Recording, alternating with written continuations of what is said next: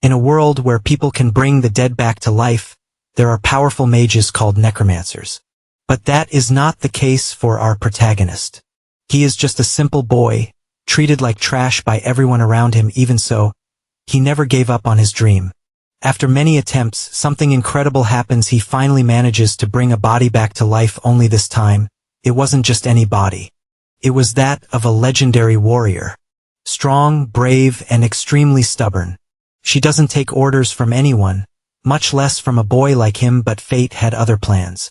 Together, they form an unlikely duo and embark on a journey full of battles, challenges, and discoveries. Two opposites, united by the same goal, to become the best warriors in the world. Our story begins with a man sighing. Then, the man with the crown of bones asks for silence, signaling with his hand. He warns Hector to show their strength to the world. Suddenly, a giant monster appears roaring. Emerging out of nowhere, the creature lands violently, making the ground shake. With a heavy impact, the man activates the power, warning that the poisonous tongue is ready to act. The stitched hands open, showing something bizarre moving inside. A red tongue comes out, unrolling fast and ready to strike. The tentacle shoots out like a whip, attacking the enemy at a speed beyond normal. Those mages were necromancers, who used bodies to create soldiers to fight. That brutal show was the biggest sport of that era, a spectacle of pure strength. The scene shifts to a crowded arena, with the fight raging in the middle of everyone. In the stands, the crowd goes wild, screaming and cheering nonstop. A little boy watches everything, becoming impressed by what he's seeing there. He can barely believe it, thinking the whole scene is complete madness. The story moves forward 17 years, showing the dark city of necromancers. The place is now a dark and dirty room, with some rats walking around. The boy, now grown, performs a ritual, asking for eternal loyalty from the body. He recites magical words over the corpse, making the ritual continue. With his hand on the core, he says the final word to finish the spell. A red light explodes with force, releasing powerful energy throughout the room, but the monster's body can't handle it, and the core in its chest begins to crack. The creature falls apart little by little, twisting uncontrollably. The young man becomes frustrated and laments. Realizing the ritual failed once again, he analyzes the body, thinking that the reconstruction of the nerves was perfect. Even so, he stays silent, completely disappointed with the result. Then he turns around, accepting that he will have to go back to square one again. The scene shifts, and now he is cleaning a dirty toilet with an old cloth. He scrubs the table hard, breathing deeply from how tired he is of the work. Then a man yells, ordering him to redo the job that was poorly done. A poster announces the war of bodies, promising a record amount of money for the champion. Then the children scream loudly in class, doing what the teacher ordered. The Skull Master teaches that the basics of necromancy are at their fingertips. Yuzi trains the scream while cleaning the floor, trying hard to become stronger. But soon a man yells, ordering him to hurry, because he is late with the delivery. The boss keeps shouting his name, making the boy tense with the scolding. We are told that harpy claws are as hard as steel for a reason. They are made of metallic proteins, not just common keratin. Because of that, he studies how to connect the nerves, linking everything with the muscles. Suddenly someone yells his name, and the boy turns around immediately without even seeing. He takes a violent punch to the face, being thrown back hard. Fallen on the ground, the woman asks if she didn't warn him to disappear from the city. She looks at the young man with disgust, calling him a worthless trash bastard. The woman asks her partner if that is the trash, and he confirms immediately. It is revealed that he was born in the dump and raised among a lot of garbage. He sees himself as a disgusting piece of trash. Remembering how he was raised, the boy stays silent, but clenches his fist with great anger at the humiliation. The woman comments that his father was the same kind of trash, and he inherited that.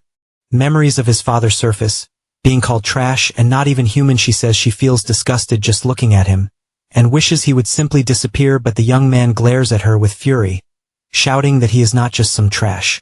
He states that only he can decide who he will be, no matter the past. The woman continues looking with disdain, not caring about what he said. She then asks if he became a necromancer, thinking he would be accepted by everyone. Yuzu ends up taking a punch from her knight, throwing him against the ground. She mocks him because he doesn't even have a knight, and hasn't moved one in 10 years. The monster grabs him, ordering him to stop stinking and disappear from the city for good. She threatens that next time, she will turn him into real trash. On the ground, the boy grits his teeth, pure hatred burning in his gaze. The memory of the himself will be the story reveals that the necromancer Raphael was the first to say those words.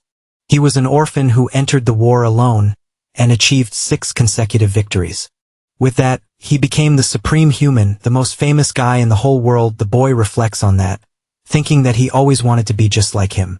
His dream was to be the best, recognized and applauded by everyone in the world. But the woman's voice returns, asking if he really thought he would succeed.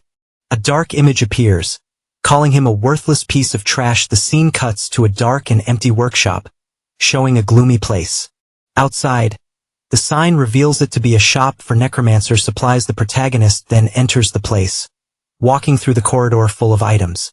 He looks at the products and complains that the quality today is awful, nothing works. Suddenly, the young man hears a strange noise and turns his head to looking through the door. He is surprised by what he finds in the other room. Inside, a fully bandaged female figure was sitting quietly on the bed. He asks what that is, but the owner says they're just leftovers for disposal. The owner explains that the item was sold 13 times, being a very special material. But no one managed to make the body move, so it was returned every time. The young man asks how it's still intact, and the owner says it's a rare defect. The seller offers a low price since he was going to throw it away, but with no returns. The boy becomes serious, analyzing the situation with a very determined look. He notices the strange hand of the body, and the seller comments that it's something unique. The owner reveals that she was a famous mercenary who broke everything with a punch, but he says that a knight is just a tool, so the past doesn't matter. The young man crosses his arms in silence, thinking seriously about his offer. He then refuses, saying that a defective product is too big of a risk. Leaving the shop, he thinks that trash is just trash after all, right? The protagonist walks away, leaving the seller behind taking care of the shop, but he actually bought it, spending all the money he still had in his pocket. Now he has no money to eat tomorrow and even less for rent. He thought it was the end, and that the chance of success was almost zero. Even so, he analyzes the details of the body, feeling that something was different for some reason. He felt that he needed to try with that specific body. The word trash returns in his mind, reminding him of all the humiliation he suffered. But he ignores it, pushing that bad thought far away from there. He holds her hand and promises that they will succeed. No matter what people say, the boy swears that together, they will be the best and applauded by the whole world. With a focused look, he begins the necromancy ritual with total confidence. A strong light explodes from the place, showing that the power was finally released. The red energy surrounds the woman's body, which begins reacting to the spell. He is in shock and asks himself, not believing it, if the ritual worked. Confusion overwhelms him, and he can't understand what is happening.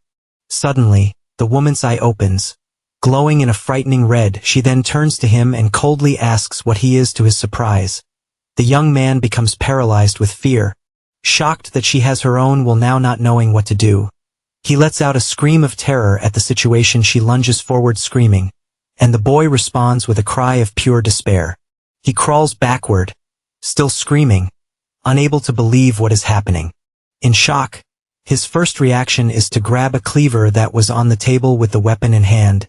He yells, asking how a corpse can talk like that. Her red eye focuses on him, glowing with a terrifying intensity. Then, the core in her chest begins to shine brighter, pulsing energy. The woman clenches her fist tightly, wrapping her hand in a reddish aura. Out of nowhere, an explosion of light shoots to the sky, destroying the ceiling of the place.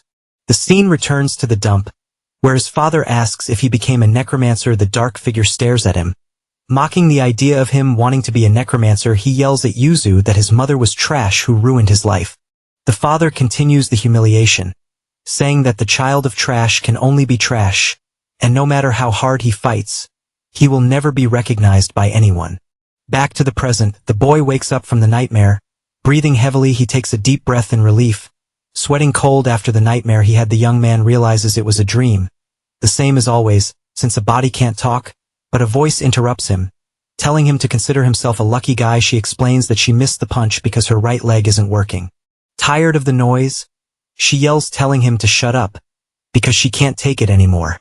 Yuzu ends up falling on the floor from moving too much. He realizes that he is tied up and asks why, wanting to know what she will do, but she throws the question back, telling him to explain what he did to her body. Then the woman tightens her fist and warns that next time she won't miss the strike. The boy doesn't understand, until a piece of wood falls beside him. Suddenly, he sees the state the wall was in. He looks up completely terrified, unable to believe what is happening. Seeing the insects, he looks at her and asks if she is also a necromancer. She says she thought he was a lunatic, and he denies it, blaming the strange place. The woman stays silent, finally realizing that she really died. She thanks him for being revived but already says goodbye to leave, telling him to take care. He warns her that she can't move her arm and leg because they aren't parts of her body. The young man gestures, showing himself ready to use his necromancer powers. He explains that as a necromancer, he is the one who must move the limbs for her. The boy insists that no matter how strong she is, she will need his help. She gives a sideways smirk and mockingly asks if he said help. Then, she grabs the cleaver that was on the floor with surprising speed. The young man doesn't understand anything, completely lost with her attitude. Without thinking twice, she cuts off her own leg with a quick and precise strike. He screams in shock, panicking at the completely bizarre scene. The woman introduces herself formally, saying that her name is Eleonora.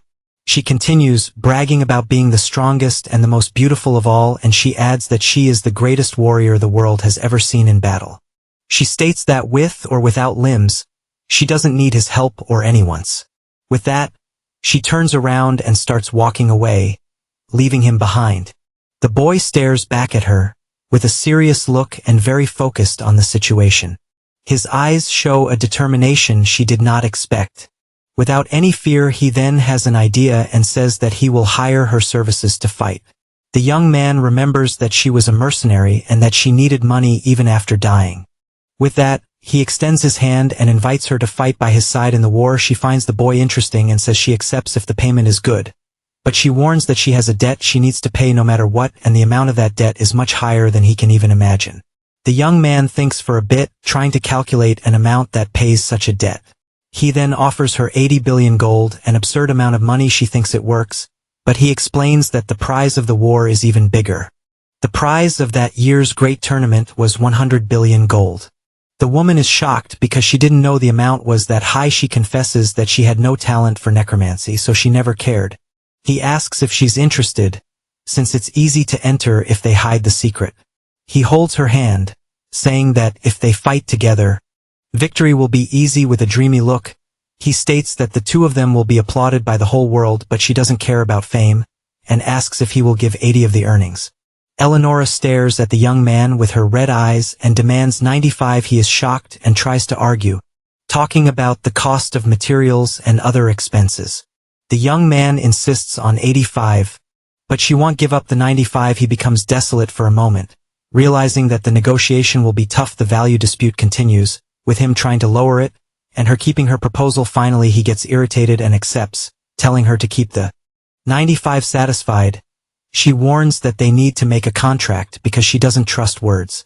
Her look is serious and focused, showing that she isn't joking around. The boy observes her, seeming a little surprised by the determination of his partner. But then, a small smile appears on his face. The scene changes, and now we see the city where the big competition will take place. He asks how the walk is going, but she complains that he is going fast and tells him to go slower. She asks about the mask, and he explains that it's a rule to cover the face of the materials. He insists that no one can know she is alive, because that way it will be easier. But she complains that her face is precious, and he tells her to watch her words. Suddenly, the woman from before appears, shouting his name and calls him a bastard. She remembers that she warned she would turn him into trash if she saw him again. Eleonora asks what that is, but he tells her not to get involved in the issue. The woman is surprised that after 10 years he finally got a knight.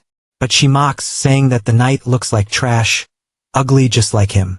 She lets him go because she wants to see him get crushed, but Eleonora insults her back. The woman becomes furious, unable to believe what she just heard from the knight. Eleonora says she told her to keep quiet, because she was already annoying too much. The young man becomes nervous with the situation, but soon shows a defiant look. He confirms what was said and asks if she has any problem with the nickname. Furious, the woman screams that she will kill him, and sends her monster to attack with everything. But Eleonora steps in front, preparing to defend the boy from the attack. Eleonora tells him to give support to the right foot, and the boy focuses to help with that. She charges forward with a powerful punch, covered by a red aura. Her fist collides with the monster's, causing an explosion of energy. The scene changes, and reveals Kalina's past, who had average talent. She thought she was superior, calling losers those who couldn't do the same. Kalina shouted that she achieved everything easily, while the others couldn't reach it. Even trying, her greatest joy was belittling others to boost her self-esteem. And Yusu was the perfect prey, trash that was always below her to humiliate. But in the end, the tables turned.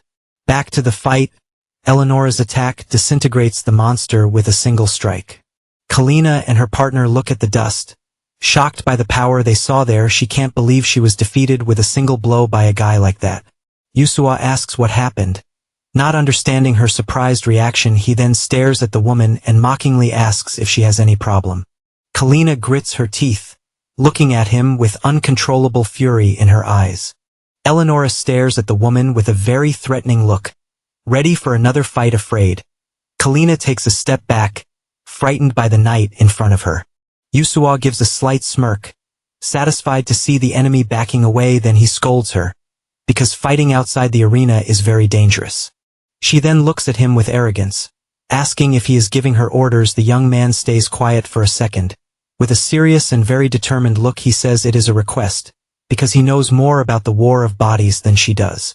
He reminds her of the debt, and the woman grumbles, but agrees to try to control herself. She asks what the next step is, and he warns that it's time to register. The boy becomes a bit nervous, and asks if she can take the test, right? The scene shifts to the registration room, with 3 skull judges seated. The 2 approach the judges' table to finally begin the test. But Eleonora walks very strangely, dragging herself with difficulty through the hall. One of the judges mockingly asks if she can at least run a little.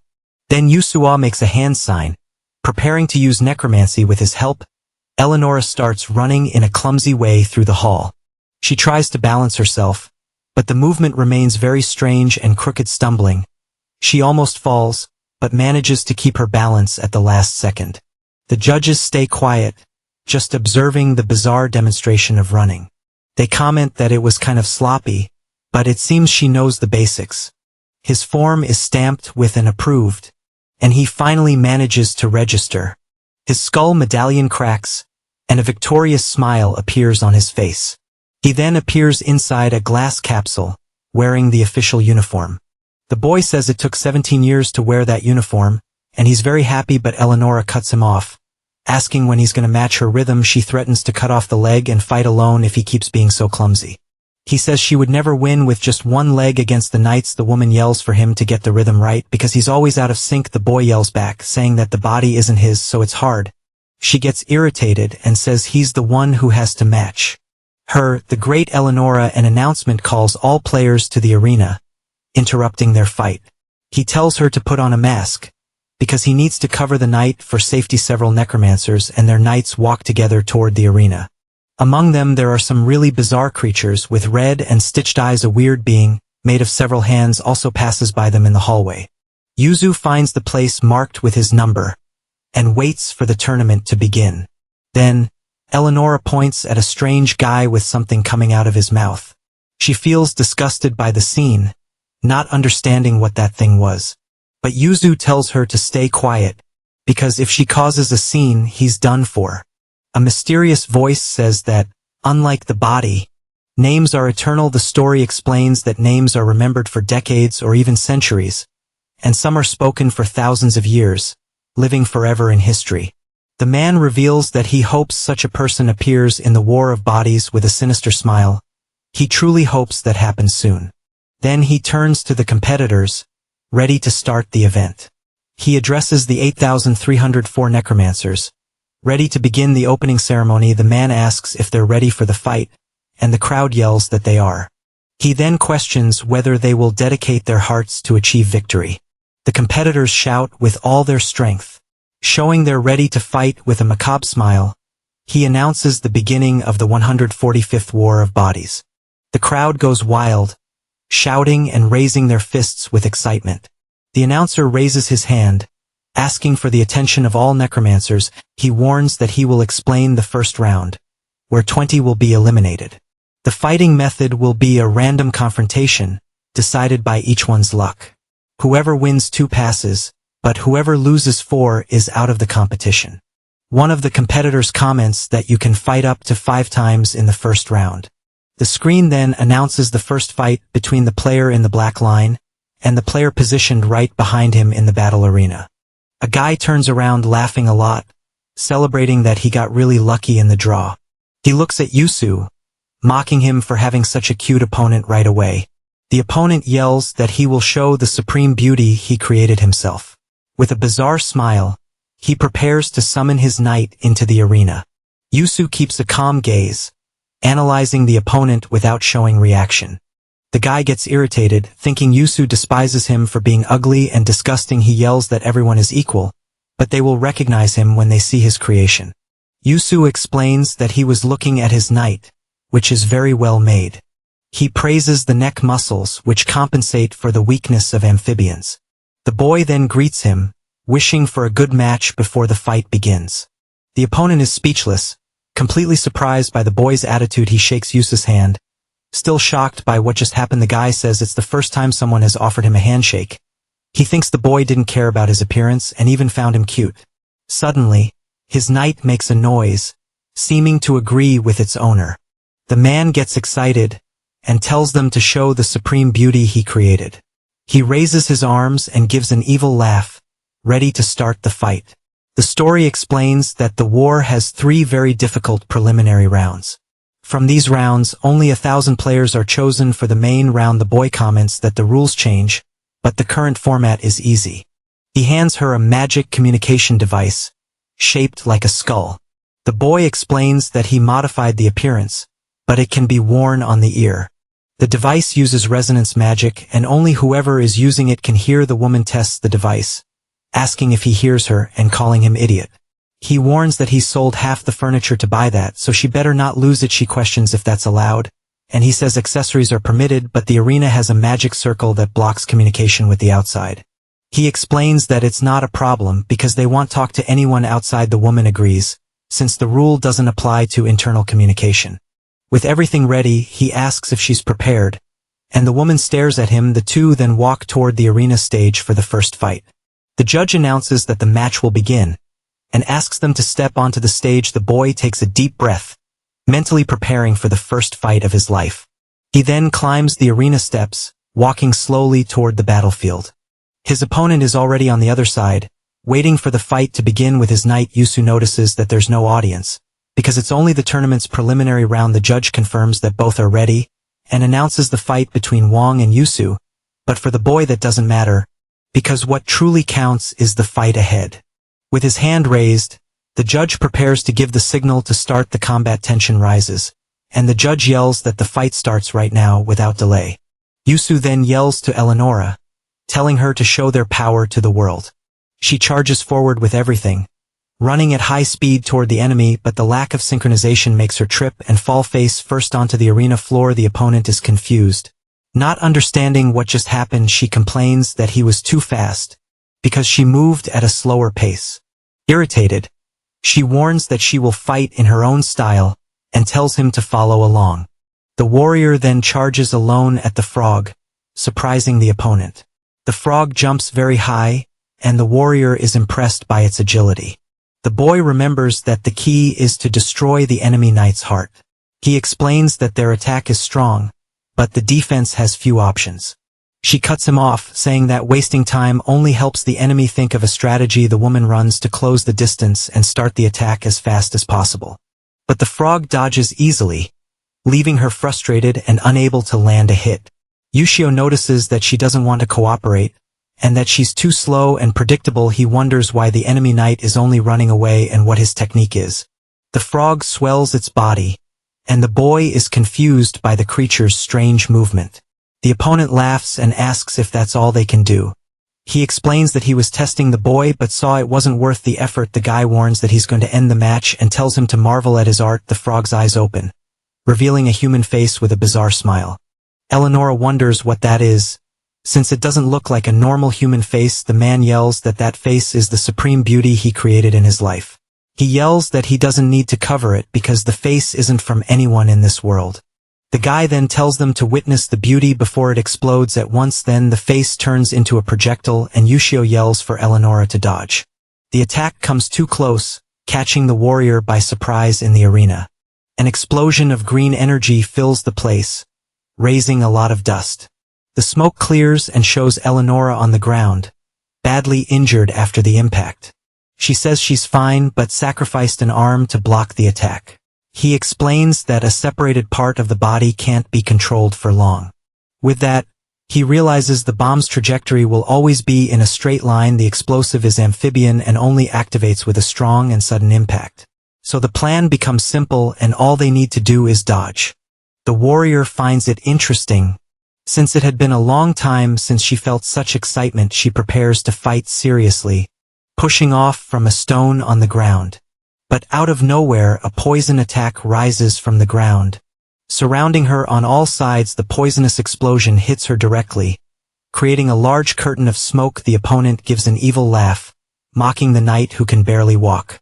He tells Yushio to marvel at the beauty he created, and accept defeat. Then several projectiles are fired from the frog toward the warrior. She manages to dodge the attacks, but the bombardment keeps coming non-stop. Eleonora keeps dodging, but the number of bombs is too high. She warns they're at their limit, and they won't win if they don't run properly. The boy says he analyzed the problem, and the lack of confidence is the biggest cause. He explains that her right leg doesn't exist, and that's why the balance is lost. The boy then asks her to trust him and not pay attention to the right leg, but the woman counters, saying he's not the one fighting on the battlefield. She turns and states that she's the one in the middle of combat, not him. The warrior yells that she doesn't trust someone who doesn't risk his life with her. The boy stays silent, surprised by the direct and truthful answer. Meanwhile, the woman keeps dodging the frog's poisonous attacks. She moves with agility, leaving a trail of dust where she runs in the arena. The warrior thinks that this is also her last chance to win. The boy remembers he was born in a dump and lived being belittled by his father. He spent his whole life being ignored and treated as if he didn't exist. No one would understand how miserable it is to know you're nothing but trash. The dark image of his father returns, haunting his thoughts in the arena. He needs to prove to his father and the world that he can be the best of all. If he can't prove everyone wrong, he feels it's not worth living. The image of two hands clasping in a red background symbolizes his determination. He clenches his fist tightly, making his hand bleed from the pressure. The boy asks her to trust in his despair, because it's his last chance. Eleonora looks at him with her red eyes shining. Hearing his request, she then stands up, with her broken arm and armor damaged by the fight. The woman stays silent, processing the boy's words and his desperation. She dodges another attack, preparing for the final counterattack. With a firm step, she lands on the ground, ready to act and trust him. Finally in sync, Eleonora runs across the arena with absurd speed. Yusa smiles, moved to see that she ran and trusted him completely. She tells him not to misunderstand, because she doesn't care about his sad past. The woman explains that she's betting hell save her again, just like before. The running still isn't perfect and she almost loses balance a few times, but the boy says it doesn't matter because now they can dodge much more easily. He warns that there are few bombs left and without them the frog is just a big frog. The two run together, dodging the knight's final poisonous attacks. The opponent panics, seeing that only 6 bombs are left to attack with. The count continues and soon only 3 bombs remain for him to use in the fight. The last projectile is fired, and Yusu yells that there's only 1 bomb left. He warns that the bombs are gone, and now is the time for the counterattack. The warrior charges full force at the frog. Closing in to strike, she slides on the ground and prepares to deliver the final blow with full strength. With her red fist, she warns that this time will be very different from before, But she notices something strange in the enemy knight's red eyes. Suddenly the frog's eyes open, revealing more hidden bombs. The opponent laughs, and reveals he hid 10 extra bombs inside the body.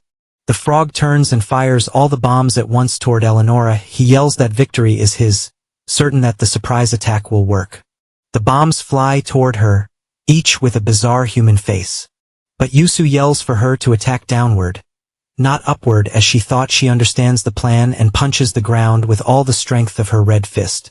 The strike creates a shockwave that destroys the ground and throws rocks upward. The opponent doesn't understand the explosion because it wasn't his attack. Eleonora appears in the middle of the crater, unscathed and ready to continue the fight. The boy praises her judgment because the punch activated the bombs in the air. He confesses that it was a gamble, but that he knew her technique was powerful. The boy becomes serious, seeming worried about something important. He looks at her and asks if that technique can only be used a single time. She explains that the technique channels everything into the fist, and that's why the arm turns black. The warrior warns that it takes about 4 hours for it to return to its original state. The boy concludes that it can only be used once, and asks what happens if it's used again. She says that her body was left without an arm and a leg the last time, and to make it worse, the corpse was left with a huge hole near the heart. The woman confirms that if she uses the technique twice, her body won't handle it. In that case, her heart simply explodes, killing her instantly.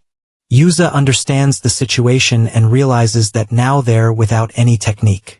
But he remembers that the opponent is in the same situation, with no tricks left. Eleonora then prepares herself, fist closed and ready for combat. She says that now it's time for a truly bloody fight. Hand to hand, the crystal heart of the enemy knight is revealed and immediately shatters. With a precise strike, she destroys the frog's core, which falls defeated on the ground. The judge announces that the knight's heart was destroyed and declares the winner. The great winner of the match is the player Yuzo, who stands with an intense gaze. He soon celebrates his victory. With the battle over, the necromancer vibrates intensely, shouting loudly that they finally won.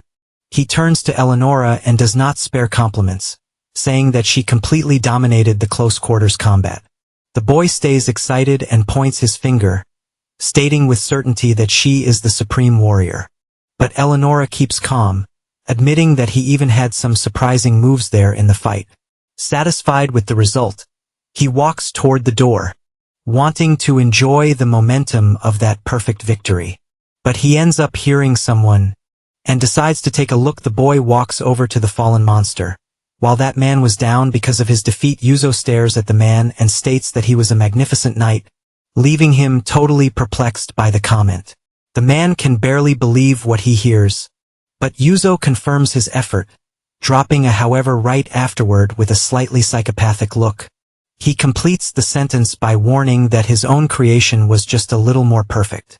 The man stands there looking dumbfounded, absorbing those words and staring at the boy without really knowing how to react. Emotional, he admits that no one had ever praised his art, but the boy warns that unfortunately a crucial detail was missing there. He says that the faces of the bombs got stuck to the patterns, but beauty is objective and subjective. The boy suggests that he show the beauty of his own perspective, not that of others.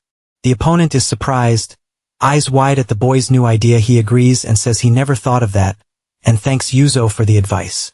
The guy declares himself his first fan, and says hell watch him reach the top. Yuzo stays silent, just observing the reaction of his first fan. The man gets excited, and says hell also create an even more perfect night. Back at the workshop, the boy calls Eleonora Ellie. Surprising her, she gets irritated by the nickname, yelling that she's not his friend to have that kind of closeness. He asks her to calm down and explains that in battles, every second counts and is important. The boy demonstrates by yelling her full name and then just the nickname. The woman grows pensive, with a drop of sweat running down her face. He says winning is more important than a nickname, and she sighs, giving in. She warns that he can only call her that when they're fighting. She asks about the next fight, and he says they have a week to prepare. The problem is that the opponent is random, and he points to the skull on his chest. He explains that the skull is the identification, proving he's a necromancer. The color and shape of the skull change based on tournament results. A list shows the ranks, going from bronze to onyx, the rank of the grand champion. She concludes that the higher the rank, the stronger the opponent. But he says no. The boy warns that if they're unlucky, they might have to fight an emerald rank. The woman gets concerned, since fighting someone strong would be a problem now. He then picks up the card to see who their next opponent in the tournament is. The boy is shocked by the name written on the card. Completely surprised, meanwhile, a large man observes the room, and someone says Yusu's name. A woman asks who Yusu is, and the man says he's a rookie in the tournament. The man gives a sideways smile, looking very confident with the information. He says that this preliminary round is going to be very easy to win. Now changing scenes, we see the same man sighing after a fight. The crowd goes wild with the victory of Rail, the impenetrable wall. The announcer shouts that this is his second consecutive victory in the championship. The fans shout Raul's name, sharing the moment of glory with him. The crowd keeps shouting, and the champion gets emotional with the victory. He sweats cold, exhausted after a long and very difficult battle in the arena. His face shows a serious expression, eyes focused on his goal. The scene shifts and shows him vomiting, completely drained after the celebration. Sitting at the table, he calls for Sophie. Seeming really worried about something, the woman appears, and he asks what the number of fan letters for that month was. She responds coldly, saying the total number of letters was 12,044 in total. He's surprised and notices that this is a 15 drop since last year. Rail asks if the prediction of a 15 drop was correct. He cries, realizing the numbers don't lie, and the prediction came true. The man asks what the media and analysts are saying about his chances. The woman reveals that his probability of winning is only 2,736. Angry, he curses everyone who thinks he's incapable of winning again. Rail clenches his fist and swears he'll prove everyone wrong about him. He asks if the next opponent is really Yusu, and she confirms the information. Rail says he needs to show an overwhelming difference in power to everyone. He clenches his fist, determined to be so strong that no one will deny him again. Back at the workshop, the boy stitches Eleonora's arm, and she says Raul's name. She warns that he placed 10th last year and can't be ignored. The guy is a very skilled player and has even won the tournament twice. The boy explains that in war there are only two ways to determine the winner. The first is by destroying the knight's heart, and the other is surrendering. He explains that surrender means abandoning the war of bodies completely. The results are recorded, but the next match won't happen anymore for the surrenderer. The woman stays silent, processing the cruel rules of the tournament. She concludes that it's a crazier sport than she thought. A fight to the death. He reminds her that a knight is just a tool, but for her it's different. Having the heart destroyed means truly dying, and this time forever. The boy looks at her seriously and asks what she wants to do now. She asks if he's suggesting surrender just because the opponent seems strong. The woman says he underestimates her, since she spent her whole life killing to pay her debt. She clenches her fist and says that risking her life twice is nothing to her. With a serious look, she warns him never to surrender without her permission. The boy smiles, and says he was hoping she would say that, because it's their last chance. He stands up, ready to prepare for a fight that might be their last. The janitors get ready for the second match, and one of them complains about the noise. The other warns that Raul is competing, and that's why the crowd is excited. The older janitor comments that his skills have dropped a lot lately. He says Raul will be remembered as a one-time thing and will keep falling. Suddenly, Raul runs past them, leaving both of them surprised. Raul hears the comments but ignores them and keeps going, focused on the fight. He walks toward the arena, ready to face his next opponent. The man repeats to himself that he can do it, trying to fill himself with confidence. With his fist clenched, he states with full certainty that he can win again. The champion enters the arena, and the crowd goes wild at his presence. Eleonora is impressed by the amount of watching, even though it's the preview. Raul says that the true measure of strength is not how you attack, but how you defend, and his fans shout in agreement with his words. He proclaims himself the guardian, raising his fist and looking at the stands. The crowd keeps shouting, supporting the champion with all the energy they have. They call him Shield and Wall, praising his defensive skill. The man turns toward the arena, ready to show who he really is. He makes a silence gesture, focusing for the battle that is about to start. With a quick movement, he summons his knight in the middle of the arena. A gigantic wall appears in front of him, showing the impenetrable defense. Eleonora comments that the wall is a combination of several living materials. This combination creates a shield and a living wall, Almost impossible to break, the boy warns that a careless attack can damage the attacker's weapon. He says the only chance is to attack the main body behind the wall. She thinks it will be easy, because the wall is big and must be slow. Suddenly the wall reveals itself to be a giant knight that screams in pain. The monster turns around, surprising everyone with its speed and size. He panics and warns that it's dangerous. Preparing to use a spell, the wall attacks with a whip, and she uses the hook hand to save herself. The attack throws her far away, and the boy shouts in worry, asking if she's okay. She says the strange arm is useful, despite the difficulty of landing. The boy explains that the biological hook can cover 5 meters at once. He warns that this is their chance, because the wall turned to attack. The woman advances with the hook, using the weapon to climb the giant wall. She reaches the top and says that this is the end, ready to deliver the final blow. The monster opens its mouth, revealing an energy cannon inside. She ignores the warning and prepares to punch. Even knowing no one has broken the wall, with a powerful punch, she hits the wall's face with everything she has. The boy is shocked, wondering how that's even possible. The wall disassembles and moves as if it had a life of its own in the arena.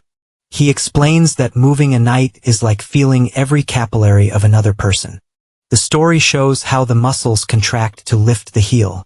The operation becomes harder the bigger the knight and its parts are, but Rao not only moves the giant mass, he also divides it into pieces. Yuzu becomes tense, realizing that it's the first time he's seen Rao fight like that. The champion grits his teeth. Determined to show his overwhelming power, he shouts that he will show a power everyone will have to acknowledge. Rao then activates his special technique.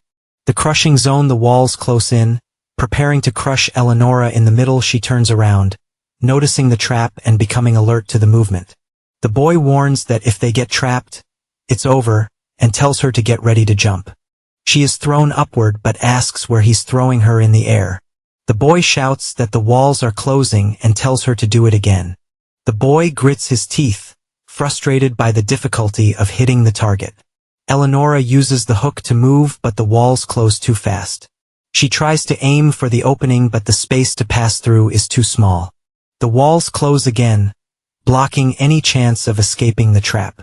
Yuzu is impressed, realizing that Rao controls the arena completely. He warns that there must be a gap, and the warrior agrees to keep trying. She gathers momentum and charges with everything she has, trying to find a flaw in the defense.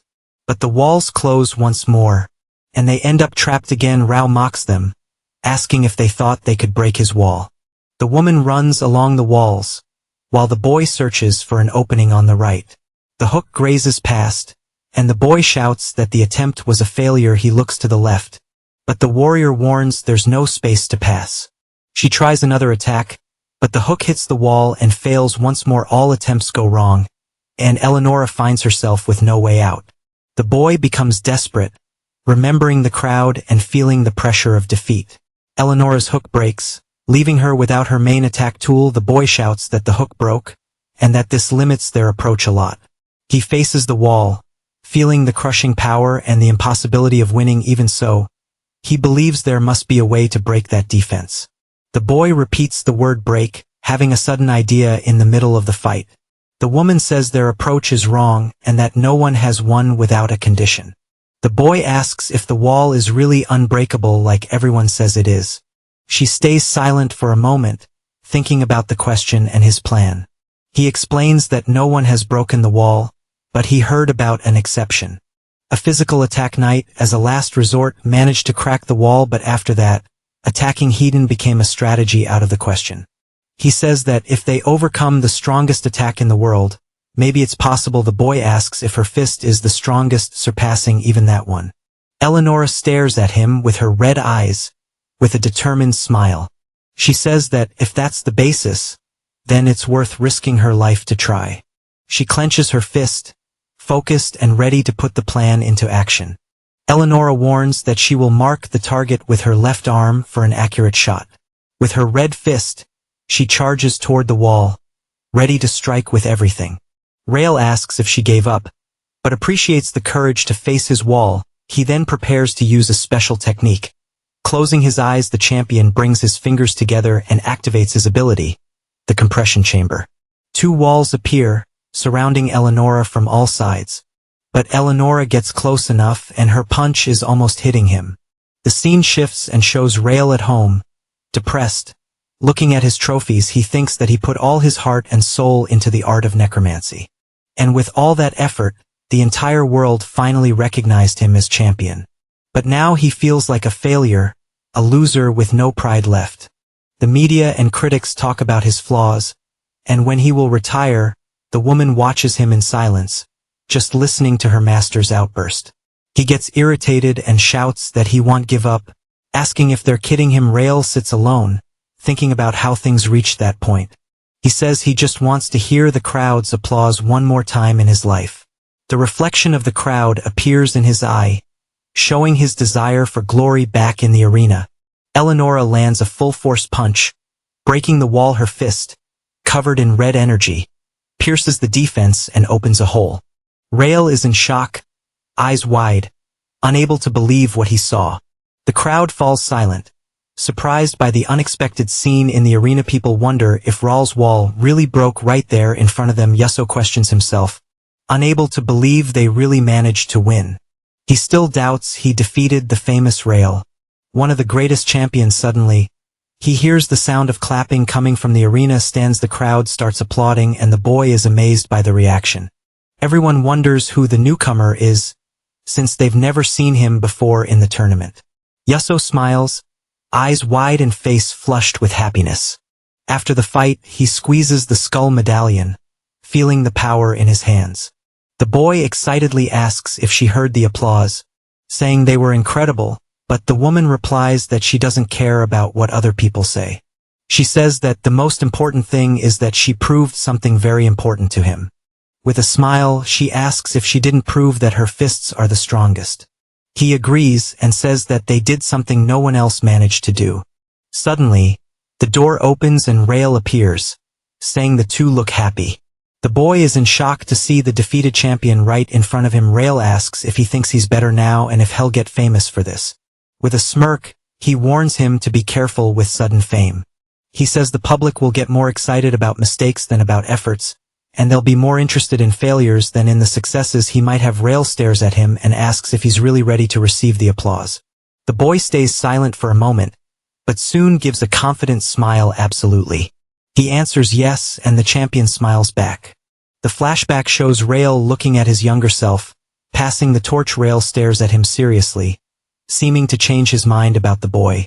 His eyes fill with determination, showing he won't give up easily. He warns that next time, he won't go easy and that his confidence will crumble. The champion then turns around and leaves, leaving the boy alone in the corridor. Yuzu stays silent, just watching Rael walk away. After the warning, back at the workshop, he throws a bag of coins on the table, and the woman asks what it is. He explains that it's the prize for passing the first preliminary round of the tournament. The boy leans over the table, looking at the money he just earned with a smile. He says it's the first money he's ever received as a necromancer. The woman mocks his excitement and warns that the next round is in 4 weeks.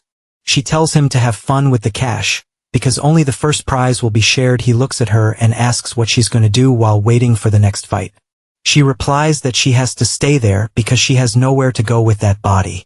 The boy crosses his arms, thinking about what she said about having nowhere to go. He then calls her and asks her to wait a minute before she turns around. The scene shifts to the workshop, where he works on a new arm for Elena. She wakes up and asks what that is. Surprised by the new body she received, he explains that he tried to make it as similar as possible to her original body. The boy hands her a box and says he doesn't know if it will fit, since he never bought one. He says it's casual women's clothing, so she won't look like a knight. The boy invites her to go out and spend the money they earned together. The woman takes the box but asks suspiciously why he's doing this. He says that they earned the money together, so it's natural that they spend it together. She stares at him, surprised by the boy's kind and unexpected attitude. The warrior comments that he knows how to be cute sometimes. Leaving him embarrassed, she tells him to go out for a while, and asks if she should change in front of him. The boy turns red with embarrassment and says he understands, turning around immediately. He then waits outside, leaning against the wall. While she gets changed, the boy wonders if the applause will end soon, reflecting on fame. He thinks that if he wins, he will receive applause from the whole world. Finally, the boy hears the door opening and turns around, curious to see how she looks. He says she took too long, but stops talking when he sees her in the new clothes. The boy's eyes go wide, completely hypnotized by her beauty. She shows the dress and complains that the style is too old and out of fashion. The woman then asks what fun things there are to do in that city. The boy is speechless, face red, unable to answer. He stays silent, totally embarrassed and not knowing what to say. She asks why he's blushing and if he was thinking something weird. He replies that she is beautiful and that it's natural to feel attracted to her. The boy says her vibe is different and that she looks more charming like that. The woman is shocked, eyes wide, unable to believe what she heard. She asks if he's crazy and if he forgot the kind of relationship they have. He says he has no intention of dating her. He was just being objective. The warrior stays silent, a drop of sweat running down her face. She asks if he has no friends, and he says he only had cockroaches and larvae. The two arrive at a bizarre restaurant, fully decorated with skulls and bones. She asks why he seems to be the only one having fun, and he says he's new there. He explains that the skulls are made from discarded ingredients from the restaurant. The woman is shocked to learn they are real human skulls. The waiter arrives and thanks them for waiting. Placing the dish on their table, he announces the dish, the tongue of the dead, a very strange delicacy. The woman is confused, looking at the food that seems to be moving on its own. She asks if that thing is alive. Finding the dish's appearance very bizarre, he explains that it is pasta made from ghost potato, a rare ingredient. The dough is mixed with basilisk eggshell and magical spices. She comments that he knows a lot about the dish and he says he researched a lot. The boy confesses that he always wanted to try it. Since it's a famous dish, he offers the food, saying it's better when it's still wriggling. She picks a piece with her fork. She chews the food slowly. Feeling the strange taste and different texture, the woman widens her eyes, surprised by the explosion of flavor in her mouth. She says it's really good and that she has never eaten anything like it in her life. The boy also starts eating, praising the creaminess and garlic flavor. He stuffs a bunch in his mouth and shouts that it's insanely good for real. Eleonora is left speechless. Watching him and the way he eats after eating, the two go out to stroll through the necromancer city. A vendor announces a handcrafted cotton candy with ghost flavor. They stop to see a giant golden statue, and the woman asks who it is. The boy explains that it's Corin Crow, last year's champion of the tournament. She was the youngest winner in history. With only 19 years of age, the statue of the winner is always displayed in the city's central plaza. He thinks it's amazing to be recognized as the best in the center of the city. But the woman isn't impressed, and asks why the statue points upward. She finds the pose tacky, but the boy explains it's not meant to look cool. He explains that the pose has an official name. The singular focus stance. Simple movements can be done without anything, but complex ones are different. To move multiple muscles, the most effective way is to create a form and focus on it. He demonstrates the pose, focusing the image of the knight in his two fingers. Doing this stance means preparing for a serious fight and deciding the mind. She understands there's a reason for the pose and grumbles, thinking about it. The woman says she still thinks the pose is very tacky. Even understanding the reason, the scene shifts to a theater, where an actor proclaims himself the king of death. The boy is shocked by the play, completely impressed by the spectacle. He shouts in excitement, and the person beside him asks him to be quiet. The boy replies that it's his first time since he never had money to go. He asks if Eleonora is also finding it amazing, all excited about the play. The woman stares at him in silence, surprised by his childish and happy reaction. The boy smiles, truly having fun for the first time in a long while. She raises a sign with a little smiley face, amused by his excitement. The two keep walking, exploring several places in the city. They stop at a stand selling strange soup. Inside a cauldron, Eleonora holds a bizarre ice cream, surprised by the appearance of the food. They also visit a mortuary, where bodies are prepared to become knights. He asks what she thought, and the woman complains that they've been walking for 2 weeks already. She comments that the city is more than a place, it's a culture and a lifestyle. The woman says he's more interesting than she expected at first. She says he is pure and stupid, and that she has never met someone so honest. He replies that she is unusual too, since she acts in a very refined way. The boy starts to ask if she used to do something, but stops halfway. Suddenly she sees a familiar figure in the middle of the crowd, and is shocked. He turns to Eleonora, asking if she's really there. Unable to believe it, the boy stares at her, and asks how she's alive if she was dead before he sees her walking away, still not understanding how she can be alive there. A girl appears and asks how she was alive. The boy is in shock, a drop of sweat running down his face. He realizes he made a mistake. Since someone recognized Eleonora, the boy tries to cover it up, saying she is his younger sister. But Eleonora cuts him off, saying they don't look alike at all. He doesn't know what to say, trying to think of a quick excuse. The boy then shouts that she is his wife, Sabrina, surprising everyone. Eleonora is left open-mouthed, completely shocked by his lie. The girl doesn't believe it and says she is definitely the Eleonora she knows. She asks to see the ring, and he says his is expensive and he doesn't wear it outside. He explains that the probability of having a similar face is 001. The boy questions whether she isn't giving too much importance to a coincidence. The girl hesitates, but insists that there's no way not to recognize her. He then suggests asking her directly if she remembers the woman. Eleonora tilts her head to the side, denying that she knows the girl standing before her. The girl panics and asks her to show her wrist to prove who she is. She says that the Eleonora she knew had calluses on her knuckles, but before she could continue, Yusu hits her with a boot in her face. He throws her far, leaving Eleonora and the girl completely surprised. The warrior yells, asking if he's crazy, and the boy says he has no choice and tells them to run. The girl stays on the ground, wondering if a fight will break out right there. Back at the workshop, he asks who that guy was who found them. She explains that his name is Naren, one of her mercenary companions. The woman says that Naren is a headache, and the boy asks if he's a rival. She denies it and says she saved his life a few times by accident in the past, and since then, Naren has been following her everywhere, trying to court her. Yusu is completely confused, with several question marks in his head. He thinks for a bit, trying to process the information he just received. The boy says he doesn't care, as long as they fight well together, that's what matters. She cuts him off and warns that he understood everything wrong, because Naren is a man. The boy is in shock, eyes wide open, unable to believe what he heard. The boy becomes thoughtful with a serious look, analyzing their situation. The woman says that the real problem is the obsession Naren has for her. She worries that he might be looking for them, or for her body in the city. The boy agrees that this is a problem, even more now that he knows her appearance. He says that if something happens, they need to prepare for the worst possible scenario. The boy suggests forgetting this for now, and focusing on the next match. She agrees, turning her head with a serious and determined expression. Meanwhile, Naren confirms that Eleonora is alive, looking at the bandage. He remembers her, his great heroine who saved him in the past. The man looks at the wanted posters, calling her his heroine.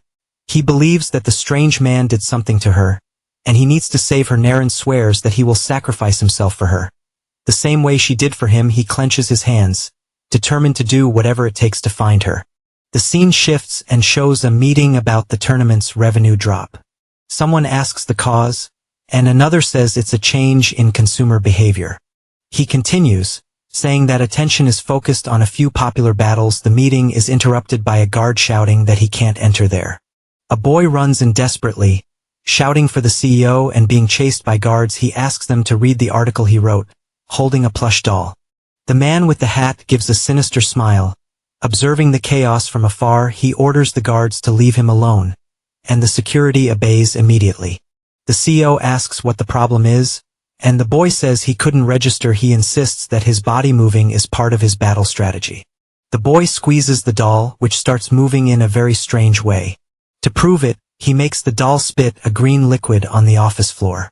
The man with the hat and the other employees chuckle at the scene. The CEO approaches the boy, who stares at him in fear and expectation. He admits that it was their mistake, and sincerely apologizes for the misunderstanding. The man says they will guide him to compensation, and the boy thanks him, relieved. The boy and the employee walk away, while the CEO watches them from afar. The CEO asks what he found so funny, and the employee apologizes. But the man with the hat glares at him, and asks who he thinks he is to decide something. He says that someone who judges human worth is not qualified to be with them. The CEO glares at him with a serious look and tells him to remember that well with a sinister smile. He says that human strength comes from its deficiencies, and in that sense, he faces the employee and announces that he has fired. The other employees step back, leaving the fired man behind. He stays alone in the hall in silence, processing what just happened. One of his colleagues says that he had talent and firing him was excessive.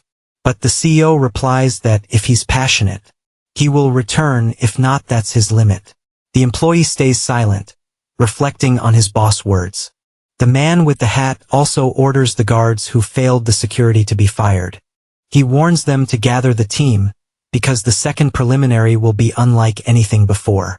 With a cornered smile, he seems to have a very bold plan in mind. The scene cuts to a crowd shouting Yusuf's name. The boy dreams he is in an arena, with a crowd of dolls applauding him. He raises his arms, happy, enjoying the moment of glory in his dream, but a voice questions him, asking if that is enough to be special. The shadowy figure of his father appears, calling him a piece of useless trash. The monster says that his mother was trash, even more useless than anyone, and continues saying that trash only gives birth to trash, and he is nothing more than that. The boy yells that he is not trash. With his face full of anger and determination, he swears that he will reach the top, and tells his father to just wait and see. The boy yells that he will prove to the world that his father was wrong about him. But the shadowy figure laughs, doubting that he can do that. The monster squeezes his neck, and one of his eyes bursts. Suddenly the boy wakes up screaming. With his hand on his neck, feeling the pain from the dream, he takes a deep breath, sweating cold, still scared by the nightmare he had. Suddenly, he hears a noise and turns his head. With his eye wide open, the boy sees Eleonora sleeping peacefully on the bed next to his. He approaches her. As she sleeps peacefully with her head on the table, the woman wakes up startled, yelling that he finally showed his claws. The boy falls to the ground, confused. While she grabs him by the shoulder tightly, he asks her to turn him into the best, the kind that no one ignores. The boy cries, saying that he can't stand being underestimated by everyone anymore. Eleonora stays silent, just watching his desperate outburst. She places her hand on his back, trying to calm him down in the middle of the crisis. With a sigh, she seems to understand the pain and suffering he feels. The next day, she asks if he's okay, because he seemed strange the night before. He gets confused and asks if he did anything weird the previous night. The woman points at him and says that he clung to her and cried like crazy. The boy doesn't believe it and says it must have been a dream, completely embarrassed. She stares at him with a serious look, with a drop of sweat running down her face. Uchiho tells her to pull herself together, because the rules of the second round will be announced. Rao receives a letter and wonders if those are really the rules of the second round. The woman confirms that the announcement was official, leaving Rao worried. He realizes that if he loses once, it's the end of the game for him in the tournament. The champion's eye widens, with a drop of sweat from how tense he is somewhere else. A man sitting on a throne finds the new rules interesting. He gives a cornered smile, seeming amused by the change in the game. Several competitors receive the red cards with the new rules. The players read the instructions, curious to know what changed in the tournament. Hughes reads the card and curses. Surprised by what's written, he warns that the news is bad, and Eleonora asks what happened. The boy explains that the fights will be in teams of 3, in a best-of-3 system. She says that this puts them at a disadvantage, because communication is already difficult. He agrees, but warns that the real problem is how the teams are formed. The boy reveals that only one person with gold rank or higher is allowed per team. The woman concludes that this means more fights among high-ranked players. She wonders if they're prioritizing team balance instead of the strongest. He says that it seems they're trying to boost new players on purpose. The woman asks how they're going to form a team with these new rules. The boy reveals that the method of team formation is very specific. In the plaza, several players raise their hands, asking to form a team. He explains that the formation is based on individual negotiation between players. The place gets crowded, and he warns that they have 3 days to form the team. After that, they just fill out the form and hand it to the tournament staff. She asks if he has someone in mind, and he tells her to wait and see. Across the street, Raul hears someone shouting for him in the middle of the crowd. Several players ask him to form a team, Desperate for a chance, the woman asks if he plans to join Raul, and he explains the reason. The boy says that Raul is the best shield, and with their combined abilities, they would be simply unbeatable if they think logically in the game. From afar, the boy waves at Raul, who stares at him with a serious look. The champion turns and walks away. Ignoring the boy's invitation, the boy gets confused, wondering if Raul didn't see him waving the next day. He tries again, waving from afar at the champion, but Raul stays silent, completely ignoring the boy's call. Once again, he turns and walks away, without giving any attention. On the next day, Yusu tries one last time, raising his arms with hope. Raul stares at him with a serious look. Seeming irritated by the insistence, he says that he would not lower himself to the point of joining someone like him. The boy gives up, already knowing that the answer would be that all along. She asks what the next step is, because only 5 hours remain until the final deadline. He stays silent, and the woman asks what's wrong. Thinking he didn't plan anything, Yusu confesses, with his face blushing, that he never had friends in his life. Honora stares at him with a serious and slightly surprised expression. She stays silent, with a drop of sweat running down her face. With 3 hours and 30 minutes left, the pressure to form a team only increases. In the plaza, the players shout their abilities, trying to find partners in the central square. About 800 necromancers gather to find team partners. Most of the players there have ranks between black and bronze, the lowest ones. They don't have a clear strength or simply aren't known players. A guy with glasses rejects a partnership, saying the other one isn't good for him. An old man complains about the young man's arrogance, and the boy calls him a decrepit old man. The old man is left speechless, completely offended by the boy's answer. Yusu climbs onto a high spot and yells that he broke Rao's wall. He says he did something no one else did, and asks what they think of that. But the other players stare at him in confusion, not understanding the excitement. Honora sighs. Surrounded by some very strange and bizarre knights, a group comments that it was about time for Rao's wall to break again. The guy with glasses says that even he could break Rao's wall nowadays. A boy approaches, impressed, and asks to form a team with him. He shows his knight, a giant boar, and says it can pierce through rocks. The boar lets out a grunt, with a fierce expression ready for battle. The boy stays silent, blushing, thinking about the player's proposal. He refuses, saying they aren't compatible, and tells him to look for someone else. 2 other players approach, one with a worm and the other with a mushroom. A man with a giant crab also appears, interested in forming a team. The story explains that some players showed interest in Yo's, but none of them met the standards the boy had in mind. On the other hand, the players he wanted for his team rejected him immediately. They found him boring for being new and not knowing much about him. The story says it would have been easier if he had begged more to the others. But for Yo's, who never had a companion, that was very hard to do. He feels alone and realizes that finding a partner is harder than he thought. An announcement shouts that only 1 hour remains before the registration deadline. Whoever doesn't register in a team will be disqualified from the tournament immediately. The woman calls him a crazy bastard for not having found anyone yet. She suggests they give up since it's only the second round and they can try again. Disqualification is shameful, but there's something even worse. The punishment is a 10-year ban, preventing re-entry into the tournament. The woman is in shock upon learning that the punishment is a 10-year ban. She says that 10 years is the end of a player's career, and that the rules are harsh. She tells him to join anyone. But the boy remembers one detail. He warns that for them, losing means dying for real, not just in the game. The boy says he can't form a reckless team and risk her life. Eleonora stays silent, just observing his concern. He says he will try to choose the best necromancer left in the square.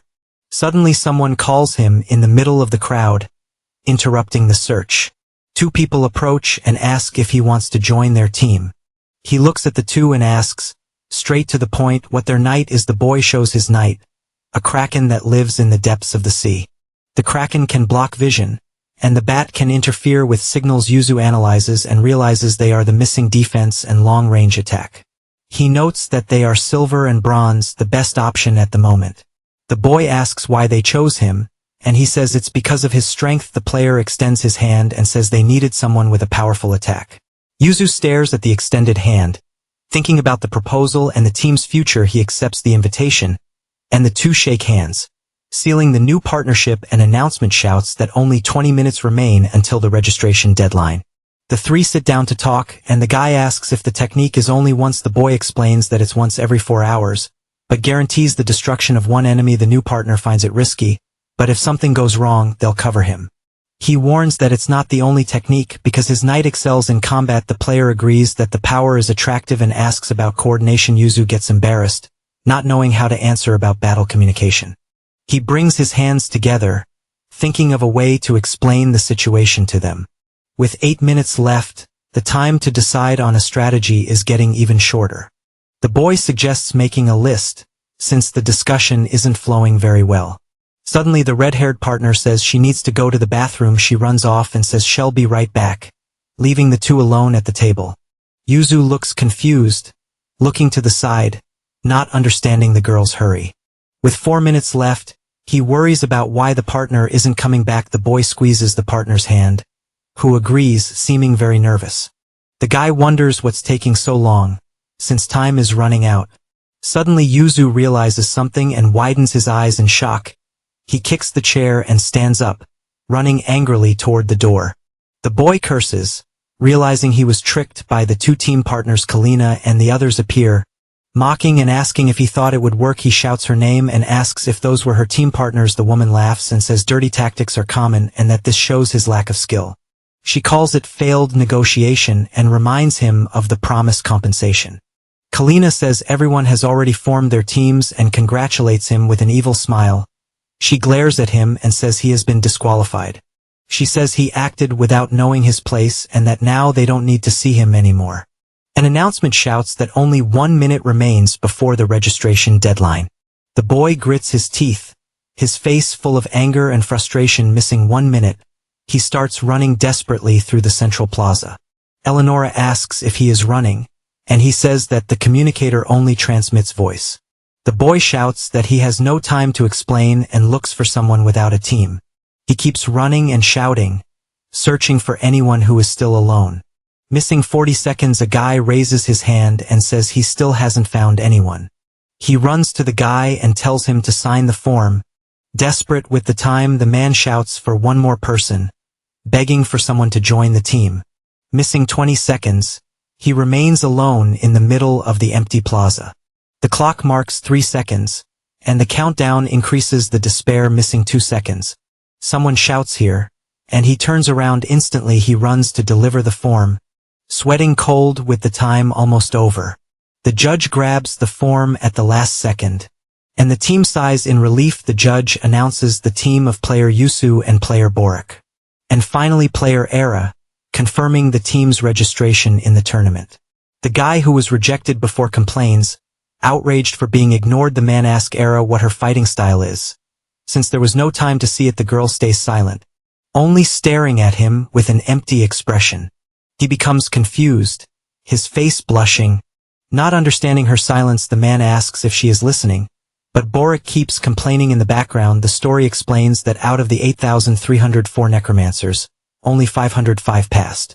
These numbers exclude the ex-champions who didn't compete in the preliminaries. In total, 1668 teams were formed during the matches of the first round. And among all of them, the 3 were the ones no one chose until the end. The man closes his eyes and thinks it wasn't due to lack of skill. He remembers Kalina and thinks that it's all that woman's fault. Borik shouts that they're lucky to be on his team, the great Borik. The man asks if he has been bronze for 30 years, and the old man gets irritated with the question. The man concludes that he never reached the finals in 30 years of tournament. The old man brags that he has more experience than the rookies to pass the second preview. He says that this year he will reach the finals and be the team's source of wisdom. The man ignores him and asks what his knight is. Leaving the old man irritated, he then summons his secret weapon, forged with 30 years of experience. Eleonora is startled and asks what that disgusting thing is. A giant cockroach. The old man says not to underestimate it, because cockroaches are the personification of survival. He explains that they survive everything, even without a head and eating anything. No one cheers for them, but the important thing is that they always survive. He says that this desperation to live is admirable, and asks if it isn't. Yuzu thinks it seems like he is talking about himself, clinging on for 30 years. He analyzes the knight and says it's not bad, it has good balance and fundamentals, but he concludes that the cockroach has no unique strength that stands out. The man then turns to air and asks what her knight is. The girl stays silent, only staring at him with an empty expression. Out of nowhere, a giant black cat appears meowing, leaving them both shocked. The man and the old man are speechless, their eyes wide with surprise. The girl writes something in a notebook. With the giant cat standing by her side, she shows and says that her knight is simply her cat. Eleonora complains that it's not fair to fight beside a cockroach and a psychopath cat. The man says that's how things happened, and that it's unbelievable. He says that what's done is done, and now they have 3 choices. The first is to win, the second is to die, and the third is to give up everything. He turns to her and asks one last time what she wants to do. The woman looks at him seriously, her gaze focused and very determined. She says they've come this far, and there's no turning back now.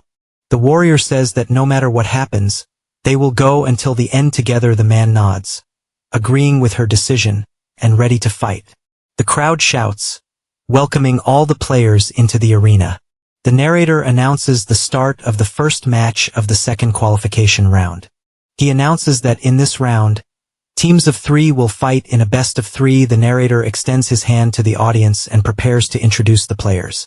He announces the first team, formed by Yusu, Borak, and the mysterious Era. The opponents are Team 2, Claude, Saren, and Berder, and the crowd goes wild. The crowd shouts Claude's name, who waves at them confidently. The hooded man says that their art will continue, seeming very confident. The opponent prepares and starts counting in French, striking a ballet pose. He makes a peace sign and says that the first act on stage will begin. His knight appears, a skeletal ballerina with blades on her legs. Eliana wonders if she is a ballerina, and what her fighting style is. The man whispers through the mask, testing the communicator they are using. He says he hears well and that they had a quick strategy meeting. The agile roach goes first, to read the opponent's attack patterns. Then they will use Eliana Ras technique to create a 3 against 2 fight. She asks what the crazy cat is going to do, and if he at least knows how to fight.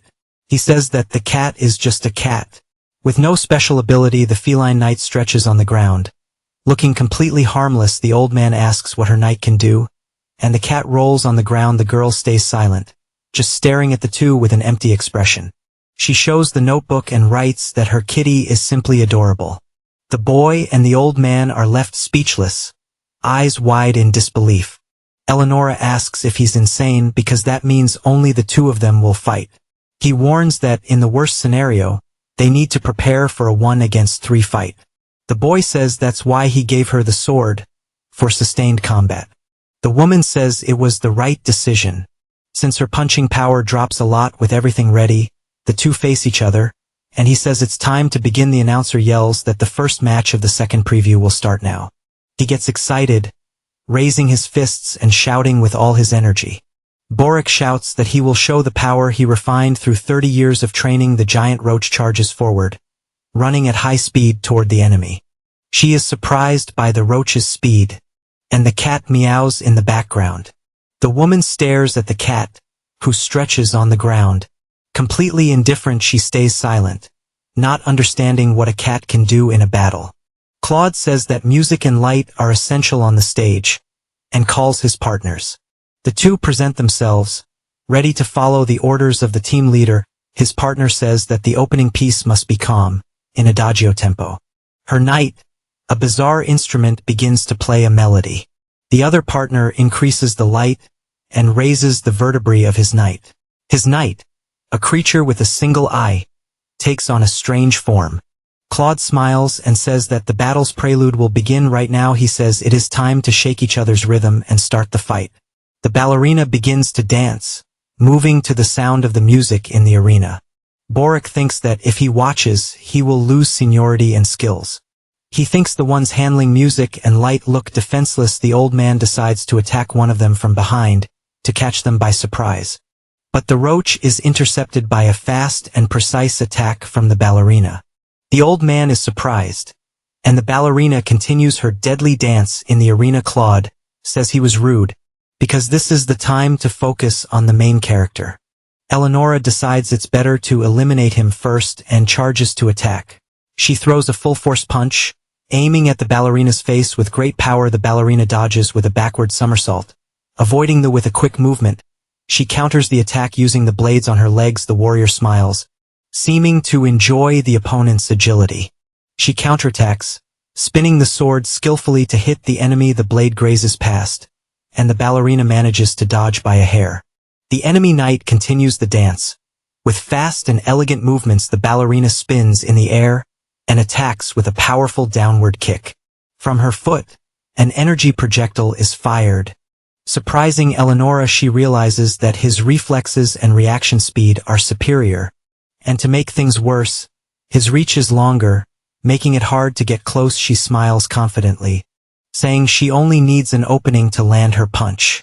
With that, the knight begins to move fluidly, as if dancing across the field.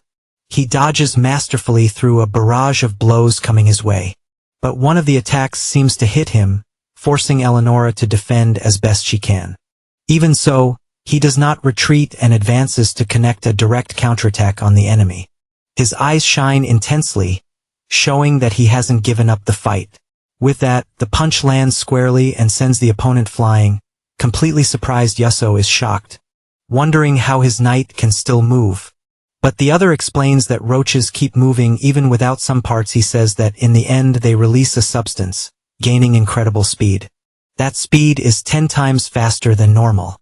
With a crazed look, he shouts that he will teach what the final fight of a beast is. A flashback shows the boy asking if the speed is 10 times higher than normal. The old man confirms, saying that this way he can dodge everything and create an opening. With that, he tells Yasuo to attack with his knight to finish the enemy. Yasuo just stares at him in silence for a moment, agreeing with the plan. He boasts, saying that this is the fruit of an entire lifetime of research. With a powerful shout, he reveals the name of the technique. Annihilation. Run in his imagination.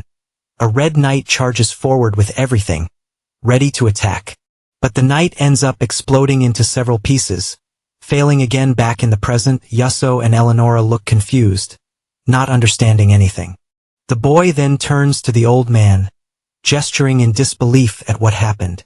Boric sighs in defeat, admitting that now they're completely screwed. Meanwhile, the ballerina lands gracefully on the ground, victorious after the fight. Revolted, Yasuo asks if he's joking, since the technique has never worked. The old man stammers and confirms it, but says he thought this time it would work. Yasuo thinks that if it worked, it would be an incredible weapon and very hard to stop. The boy thinks that if the technique worked, he wouldn't be bronze for 30 years.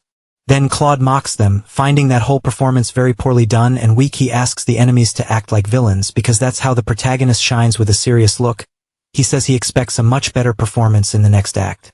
Then he announces the second act, and his knight spins in the center of the arena. Claude makes a signal, warning that it's time to speed up the rhythm. The ballerina starts spinning much faster, releasing a powerful red aura.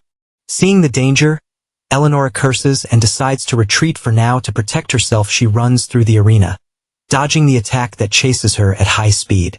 His partner warns that they're increasing the rhythm, changing the battle's music. She warns to be careful, because one specific note of the music is very destructive. Then the instrument fires a burst of blue energy with absurd power.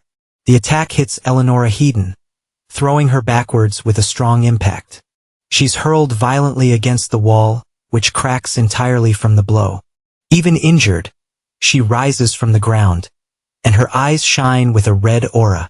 A beam of red light shoots from the knight, striking Eleonora with full force. The partner explains that with the rhythm, the heat increases, and this is the melting ray technique. He warns that the duration is short, but if the light hits for more than 3 seconds, the enemy's flesh will simply melt with no chance of escape. Yuzu panics, trying to control the warrior to get her out of the attack's aim. She runs across the arena, but the red beam chases her non-stop, almost hitting her. Suddenly the blue burst hits her again, throwing her far. With the impact, she crashes to the ground, sliding across the arena without being able to get up properly, but the warrior uses her sword as support, steadying herself to return to battle. Seeing the scene, Boric yells that it's over because there's no way they can win now. She thinks she's going to die without doing anything, and that she needs to create an opening somehow.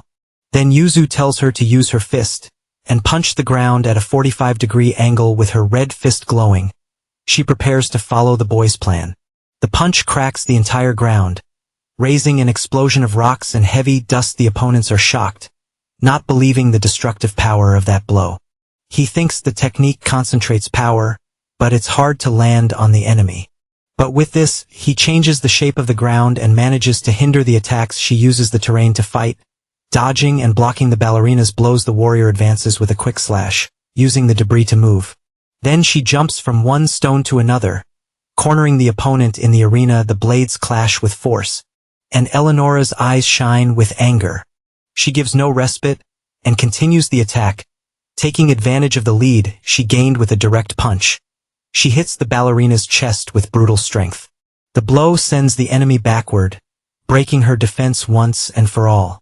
Claude panics and yells for his partner to support the knight now, but the musician complains that the debris is blocking the angle of his attack. Claude becomes furious because there's no more space to move and he's cornered. The ballerina realizes that at this pace, her defeat is only a matter of time. Even being hit in the arm, Eleonora prepares for the finishing blow with an insane look. Yusu yells not to make him laugh with that talk of defeat. With her fists clenched, Eleonora asks angrily how she dares to face her. Yusu yells in fury, asking who the opponent thinks he is to speak like that. With a devastating punch, she destroys the ballerina's core, breaking everything on impact.